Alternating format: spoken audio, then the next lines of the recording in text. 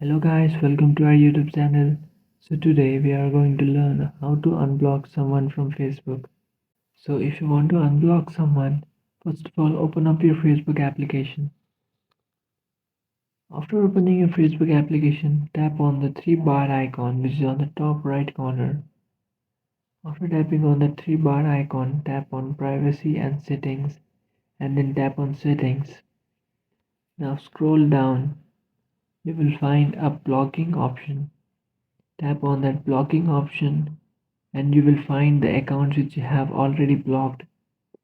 So now choose the account which you want to unblock.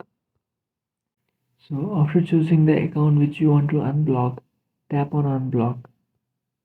After tapping on unblock, tap on unblock again.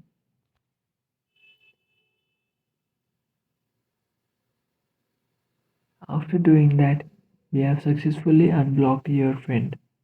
So this is how you unblock someone from Facebook. If you have any doubts, feel free to comment below. Thanks for watching.